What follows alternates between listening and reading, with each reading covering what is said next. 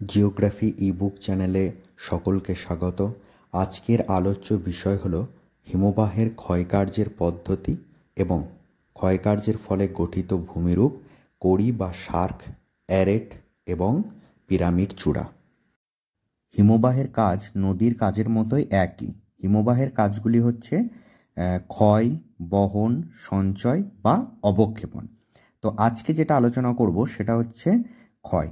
ঠিক আছে, মানে হিমবাহের ক্ষয় কিভাবে হয় বা ক্ষয়কার্যের পদ্ধতিগুলি কি এবং হিমবাহের ক্ষয়কার্যের ফলে কি কি ভূমিরূপ গড়ে ওঠে।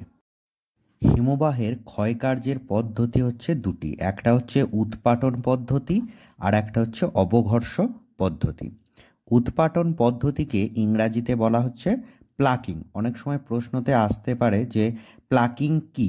ঠিক আছে, প্লাকিং মানেই কিন্তু উৎপাটন আর অবঘর্ষ। এবার আমরা একটা একটা করে আমরা আলোচনা করব। উৎপাটন পদ্ধতি বা প্লাকিং, এটা হচ্ছে, দেখো আমি একটা ছবির মধ্যে দেখানোর চেষ্টা করছি। এই যেটা আছে, এই যে ডট ডট দেওয়া আছে, এই জায়গাটা একটা হিমবাহ, এটা একটা পুরোটাই হিমবাহ, এখান থেকে এতটা। ঠিক আছে, আর প্রবাহটা বোঝাই যাচ্ছে যেহেতু অ্যারোটা দিয়েছি। ঠিক আছে, মানে এই দিক থেকে এদিকে আসছে। আর নিচের এই জায়গাটা হিমবাহের মেঝে বা পর্বত গাত্র, যেটা বলবে সেটা। ঠিক আছে, মানে এটা একটা পর্বত বলতে পারো, পর্বতের একটা অংশ। এবার কি হচ্ছে উৎপাটন, মানে এরকমই ধরো এই যে হিমবাহটা পর্বতের গাত্রের উপর দিয়ে যখন যায়, তখন যদি কোনো শিলাখণ্ড আলগা থাকতেই পারে কোনো না কোনো জায়গায়, ধরো অল্প একটু উঠে আছে এরকমভাবে, যে এরকম টানছি অল্প একটু উঠে আছে, তখন কি হয়, এই যে হিমবাহ, এর তো একটা প্রেশার, এর তো একটা চাপ এখানে থাকে। তো তার ফলে এই শিলাখণ্ডগুলো পর্বতের মেঝে থেকে বিচ্ছিন্ন হয়ে অন্য জায়গায় যায়। মেন কথা কি, পর্বতের এই গাত্র থেকে বা মেঝে থেকে বিচ্ছিন্ন হয়ে যায় শিলাখণ্ডগুলো। যেমন দেখো এখানেও কিছু গোল গোল করেছি, এই জায়গাগুলো এগুলো শিলাখণ্ড। তো হিমবাহের চাপে এগুলো পর্বতের মেঝে থেকে খুলে গেছে বা বিচ্ছিন্ন হয়ে গেছে। এই যে পদ্ধতি, এই পদ্ধতি, এই যেভাবে যে ক্ষয়টা হয় সেটাকে আমরা কি বলবো না, উৎপাটন। এবার যদি আসে যে প্লাকিং কাকে বলে বা উৎপাটন কাকে বলে, তখন আমরা এভাবেই লিখব যে হিমবাহের প্রবাহপথে শিলাখণ্ড উঠে থাকলে হিমবাহের চাপে ওই শিলাখণ্ডগুলো ক্রমশ আলগা হয়ে যায়। পরে শিলাখণ্ডগুলো উৎপাটিত হয় এবং ক্ষয় হয়। দেন কি হয় না, এইভাবে শিলাখণ্ড সহজেই পর্বত গাত্র থেকে, মানে পর্বত মেঝে থেকে বিচ্ছিন্ন হয়। একেই বলা হয় উৎপাটন পদ্ধতি। মানে যেভাবে দেখালাম, এখানে আলগা হয়ে থাকলো আর হিমবাহের প্রচণ্ড প্রেসারে এই শিলাখণ্ডগুলো কি হয় না, বিচ্ছিন্ন হয়ে যায়, মানে পর্বতের মেঝে থেকে আলাদা হয়ে যায়। তো এটাই মাথায় রাখতে হবে যে যখন যে পদ্ধতিতে শিলাখণ্ডগুলো পর্বতের মেঝে থেকে, মানে এরকম একটা মেঝে আছে, এইভাবে শিলাখণ্ডটা যখন বিচ্ছিন্ন হয়ে যায়, মানে আলাদা হয়ে যায়, ঠিক এরকম হয়ে গেল, এরকম হয়ে গেল, দিয়ে যে ক্ষয়টা হয় সেটাকে আমরা বলবো উৎপাটন পদ্ধতি।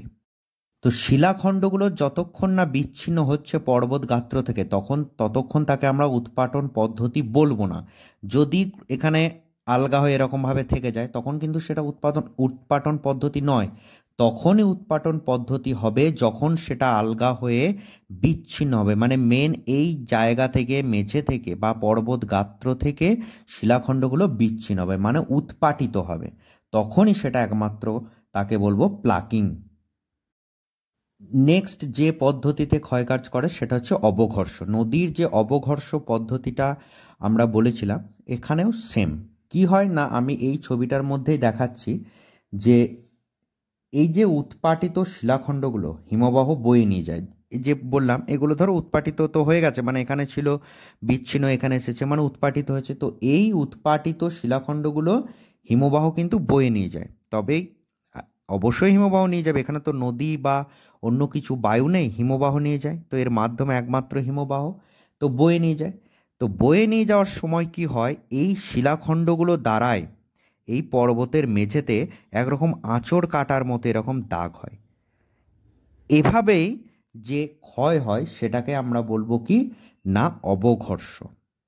এই যে পদ্ধতিতে ক্ষয় হয় সেই পদ্ধতিটার নামই হচ্ছে অবঘর্ষ পদ্ধতি। এখানে এই যে উৎপাটিত শিলাখণ্ডগুলো আছে, এগুলোই কিন্তু এই পর্বত গাত্রে বা পর্বতের মেঝেতে বা হিমবাহের তলদেশে এরকম আঁচড় কাটার মতো কিন্তু দাগ সৃষ্টি করে।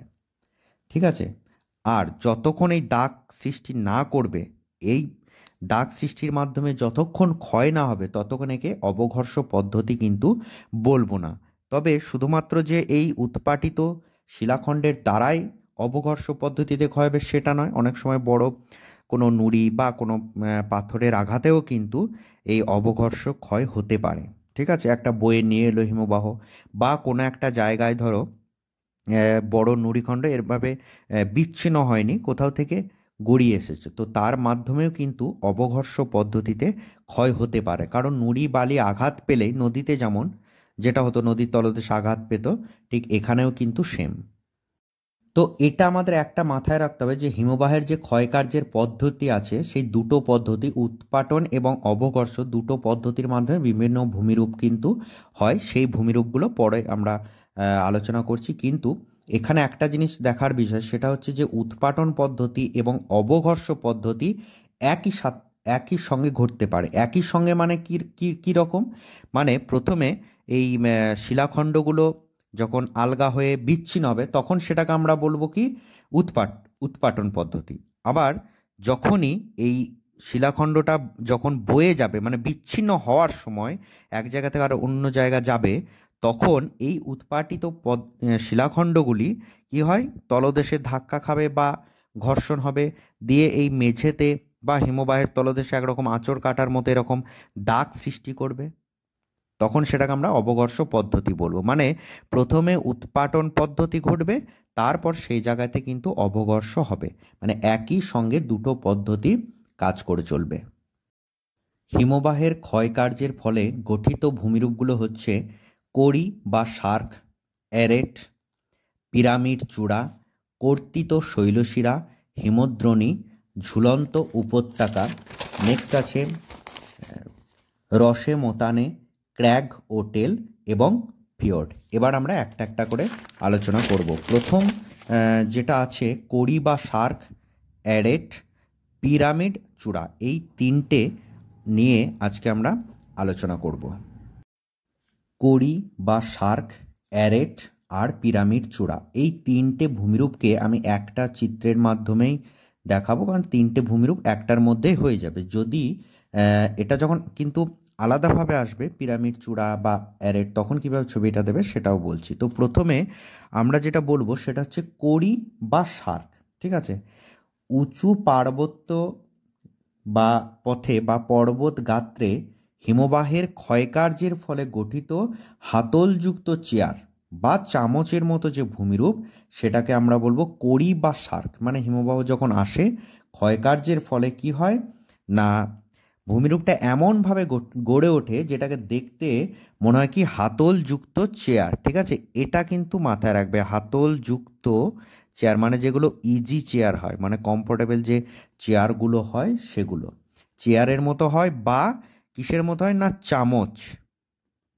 ঠিক আছে, সেই ভূমিরূপটাকে বলা হয় কড়ি বা শার্ক। ঠিক আছে, মানে এই পুরো জায়গাটা, ভূমিরূপটা পুরোটা। হ্যাঁ, তাহলে এবার পরীক্ষার সময় যদি কড়ি বা শার্ক আসে, তাহলে এই পুরো ছবিটা যেরকম আছে সেরকমভাবেই আঁকবো, দিয়ে নিচে আমরা কড়ি বা শার্ক ভূমিরূপ সেই নামটা লিখবো। তখন এক্ষেত্রে পিরামিড চূড়া বা অ্যারেট বা কড়ি হ্রদ এগুলো দেখানোর প্রয়োজন নেই, যেরকম আছে সেরকম করব। এই সাইডগুলোতে শ্যাডো যেরকম দিতে হয় সেরকমভাবেই দেব। এবারে কড়ি বা শার্ক ইংরাজি টার্ম বা স্পেলিংটা তোমরা মাথায় রাখবে। কড়ি হচ্ছে CORRIE, আর শার্ক হচ্ছে SIRQUE। ঠিক আছে, এই কড়ি বা শার্ক প্রথম যে বিজ্ঞানী আছেন, মানে 1923 সালে এটা নামকরণ করেছিলেন। তার নাম হচ্ছে, একটু দেখে নেবে, যে সার পেতিয়ার।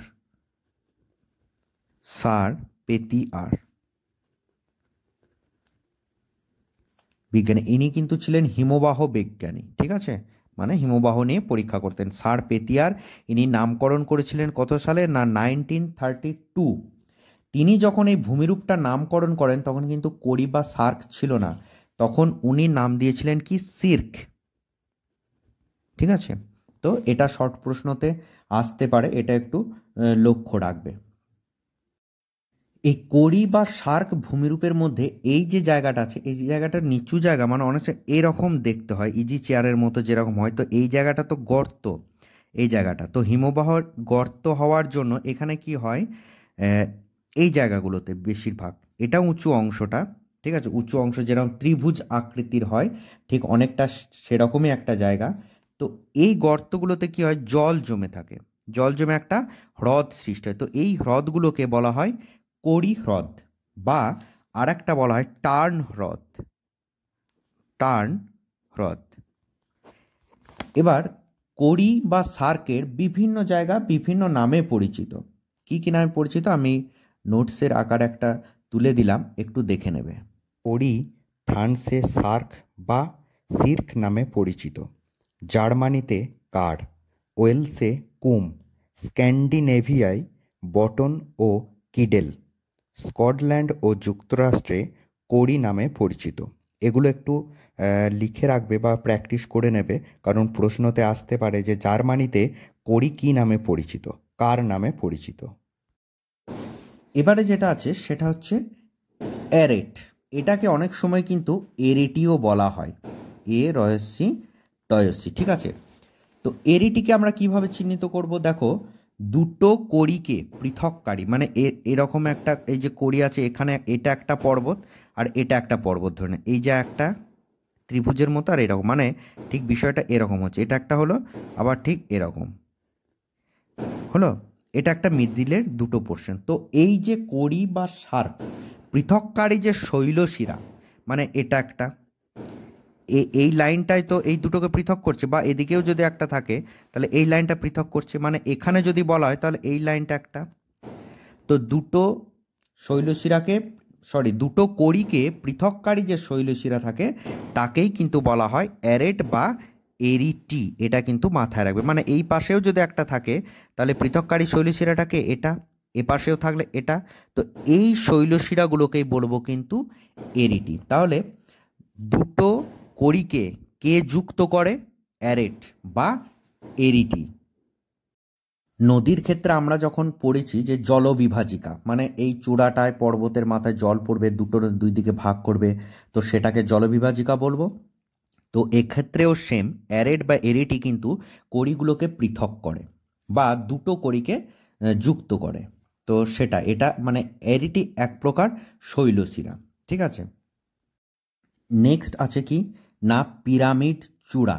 এবার হ্যাঁ, আর একটা কথা, যদি এখানে অ্যারেট বা এরিটি শুধু বলা হয় তাহলে সেম ছবিটাই দেবে, শুধুমাত্র অ্যারেটটা এখানে চিহ্নিত করবে, বাকি কিছুর দরকার নেই। এবার হচ্ছে পিরামিড চূড়া। পিরামিড চূড়াটা কি না, চারিদিকে কড়ি ও অ্যারেট যুক্ত মধ্যভাগের শৃঙ্গকে, এই যে শৃঙ্গটা আছে সেই শৃঙ্গকে বলা হয় পিরামিড চূড়া। পিরামিড চূড়া মানে, চূড়া মানে বুঝতেই পারছো একদম পর্বতের চূড়া। তো এখানে অনেকগুলো কড়ি যুক্ত হয় বা অনেকগুলো অ্যারেট যুক্ত, এই যে চূড়াটা সেটাকে পিরামিড চূড়া বলে। এটা কিন্তু টোটালটাই কিন্তু হিমবাহ, যে ডট ডট দেওয়া আছে পুরোটা কিন্তু হিমবাহ, মানে এখানে বরফ জমা থাকে। তাহলে একটা কথা এখানে বলি, এই যে জায়গাটা বরফ, আর নিচে কিন্তু বরফ থাকে না। তো এই যে রেখাটা আছে, এই রেখাটাকে আমরা কি রেখা বলতে পারি, এর আগের দিন আমরা কিন্তু বলেছি যে এই রেখাটার নাম হচ্ছে স্নো লাইন বা হিমরেখা, তাই না? কারণ হিমরেখা এমন একটা রেখা যেটার উপরে সারা বছর বরফ জমে থাকে। তো পিরামিড চূড়াটা কিন্তু সেম, এখানে সারা বছর এই জায়গাটা বরফ জমা থাকে। তো এই চূড়াটা সুইস আল্পসে, একে হর্ন বলা হয়, এই পিরামিড চূড়াটাকে হর্ন বলা হয়। ভারতের পিরামিড চূড়ার যদি উদাহরণ দেওয়া হয় তাহলে আমরা দিতে পারি হিমালয়ের পিরামিড চূড়ার উদাহরণ, সেটা কিন্তু হবে শিবলিঙ্গ বা নীলকণ্ঠ শৃঙ্গ, ঠিক আছে, সমস্ত দুটোই কিন্তু হিমালয়ের পিরামিড চূড়া। আর নেপাল হিমালয় যেখানে আছে, এটা ভারতের হিমালয়, এটা ভারতের, ইন্ডিয়া লিখে রাখলাম। আর নেপালের কিন্তু নেপাল হিমালয়ের মধ্যে যেটা আছে সেটা হচ্ছে মাকালু, এটা কিন্তু পিরামিড চূড়ার উদাহরণ অনেক সময় কিন্তু আসতে পারে। এবারে এখানে একটা প্রশ্ন আসতেই পারে, যে মাথায় আসতে পারে যে কড়ি বা সার্ক বা অ্যারেট বা পিরামিড চূড়া এগুলো ক্ষয়কার্যের ফলে কিভাবে গঠিত হচ্ছে বা এখানে ক্ষয়কার্যের ভূমিকা কী, ঠিক আছে। তো দেখো প্রথমেই যেটা বলি কড়ি বা সার্ক সেটা একদম ইজি, যে এরকম দুটো পর্বত থাকে তো হিমবাহের ক্ষয়কার্যের ফলে ইজি চেয়ারের মতো হয়, তাই সেই ভূমিরূপটাকে আমরা কড়ি বলি। কিন্তু এরিটি বা পিরামিড চূড়া কিভাবে ক্ষয় পেয়ে সৃষ্টি হচ্ছে, এখানে তো ক্ষয় কিছুই বুঝলাম না বা শুনলাম না। তো এই জায়গাটা কি হয় সবসময় অলওয়েজ মাথায় রাখবে যে কড়ি বা সার্ক দুটো, আমি দুটোর কথাই বলি, অনেকগুলো হতে পারে, দুটো কড়ি বা সার্ক যখন পাশাপাশি এসে যুক্ত হয় তখন এই যে জায়গাগুলো কিন্তু অলরেডি ক্ষয়প্রাপ্ত হয়। এই জায়গাগুলো ক্ষয়প্রাপ্ত হলে মাঝের এই জায়গাটা মানে যেটা সংযোগকারী রেখা বললাম, যে এই যে ত্রিভুজ এটা একটা করি এটা একটা করি, তাহলে এই যে জায়গাটা তার মাঝের এই জায়গাটা দেখো একটু চিন্তা করো যে উঁচু হয়ে কিন্তু অবস্থান করে, তাই না? এই দুটো যখনই ক্ষয় পাবে উঁচু হয়ে কিন্তু শৈলশিরার মতো কিন্তু অবস্থান করবে, তো এটাকেই অ্যারেট বলে। তাহলে এরিটিটা অ্যাকচুয়ালি হচ্ছে কি কড়ি বা সার্ক ভূমিরূপের মধ্যে, যেটা কিন্তু ক্ষয়কার্যের ফলেই সৃষ্টি হয়। আর এই যে শৈলশিরা বা এটা, যে এটা কিন্তু অনেকটা করাতের মতো দেখতে হতে পারে, এটা কিন্তু সৃষ্টি হয় এই দুটো সাইড ক্ষয়কার্যের ফলে গর্ত হওয়ার ফলে, মানে হিমবাহের এই জায়গাটা ক্ষয় হওয়ার ফলে। যদি দুটো পর্বত নর্মাল এরমভাবে পাশাপাশি লাগে তখন সেক্ষেত্রে কিন্তু এটা অ্যারেট বা এরিটি হবে না, এটা তখনই অ্যারেট হবে যখনই দুটো কড়ি বা সার্ক এসে পাশাপাশি যুক্ত হবে, তখনই শুধুমাত্র এগুলোকে আমরা অ্যারেট বলবো, বাকি ক্ষেত্রে নয়। বোঝা গেল? তাহলে এই অলরেডি সার্ক যেটা ক্ষয়কার্যে ভূমিরূপ সৃষ্টি হয়ে গেছে তারপর দেন আবারও এখানে ক্ষয় হয় বলেই এই জায়গাটা কিন্তু উঁচু মনে হয়। তো এটাই হচ্ছে তার জন্য বলা এটা ক্ষয়কার্যের ফলে গঠিত একটা ভূমিরূপ। তো পিরামিড চূড়াটাও কিন্তু সেম, পিরামিড চূড়া সেম। কেন সেম বললাম, যে দেখো এখানে অনেকগুলো কড়ি বা সার্ক, আমি দুটো হিসেবেই বলি, কড়ি বা সার্ক যখন এরমভাবে যুক্ত হয় তো এই যে মাথার এই জায়গাটাকে এটাকে আমরা বলবো তবেই পিরামিড চূড়া। আর কড়ি বা সার্কটা এটা অলওয়েজ কিন্তু হিমবাহের ক্ষয়কার্যের ফলেই গঠিত হয়। তো যেটা ক্ষয়কার্যের ফলেই গঠিত হচ্ছে এবং তার ফলে মানে প্রথমে একটা গড়ে উঠলো ক্ষয়কার্যের ফলে, দেন এখান থেকে আরও একটা সাব পয়েন্ট হিসেবে বেরিয়ে গেল, সেটাও কিন্তু এই ক্ষয়কার্যের ফলেই সৃষ্টি হলো। মানে ডিরেক্টলি হয়তো হলো না কিন্তু ইনডাইরেক্টভাবে সে ক্ষয়কার্যের ফলেই কিন্তু গড়ে উঠলো, কারণ দুটো বা তিনটে বা পাঁচটা কড়ি বা সার্ক যুক্ত হয়ে এই যে চূড়াটা থাকবে সেটাকেই আমরা বলবো পিরামিড চূড়া। বাকি আদার্স ক্ষেত্রে কোনো পর্বতের চূড়া এরম থাকতেই পারে, সেটা কিন্তু পিরামিড চূড়া নয় বা সেটা হিমবাহের ফলে গঠিত নয়। যখনই কড়িগুলো এসে যুক্ত হবে তখন সেই চূড়াটাকে বলবো পিরামিড চূড়া। এটা বরফ অবশ্যই থাকবে। আর কড়ি বা সার্ক যেটা ক্ষয়ের ফলেই গঠিত হয়েছে, ক্ষয়ের ফলে গঠিত হয়েছে বলে ভূমিরূপগুলো পাশাপাশি তো যুক্ত হয়ে তবেই সেটাকে পিরামিড বলি, তাই পিরামিড চূড়াটাকে আমরা ধরে নিচ্ছি এটা হিমবাহের ক্ষয়কার্যের ফলেই গঠিত একটা ভূমিরূপ। কারণ ক্ষয় যদি না হতো তাহলে কড়ি বা সার্ক গড়ে উঠতো না, আর সেখানে অ্যারেটও হতো না বা এরিটিও হতো না, আর কড়ি বা সার্কগুলো না গড়ে উঠলে সেগুলো যুক্ত হয়ে পিরামিড চূড়াও হতো না। তাই বলা হয় যে কড়ি বা সার্কের মধ্যেই কিন্তু এই ভূমিরূপগুলো দেখা যায়। এরেটের কিন্তু দেখো কোনো উদাহরণ কিন্তু আমি বলিনি, কেন? তার কারণ হচ্ছে যে জায়গাগুলো হিমবাহ অধুষ্যিত মানে যেখানেই হিমবাহ দেখা যায় সেই জায়গাগুলো অধিকাংশ ক্ষেত্রেই কিন্তু এরেট বা এরিটি দেখা যায়। যেখানেই দুটো পর্বত মানে দুটো হিমবাহ এরম যুক্ত হবে সেখানে এরেট গড়ে উঠবে এই জায়গাটা, আর দুটো গড়ে ওঠা মানেই এই জায়গাটাকে আমরা পিরামিড চূড়া বলবো। ঠিক আছে, তার মানে মেন কিন্তু আমরা কড়ি বা সার্ক যে ভূমিরূপটা গড়ে উঠছে সেটা কিন্তু ক্ষয়কার্যের ফলে, আর বাকি দুটো এখান থেকে সৃষ্টি হচ্ছে, তাই অটোমেটিক্যালি সেটা ক্ষয়কার্যের ফলেই গঠিত একটা ভূমিরূপ বলা হয়। পরের যে বিষয়গুলো আছে সেগুলো আমরা নেক্সট ডে আমরা আলোচনা করব।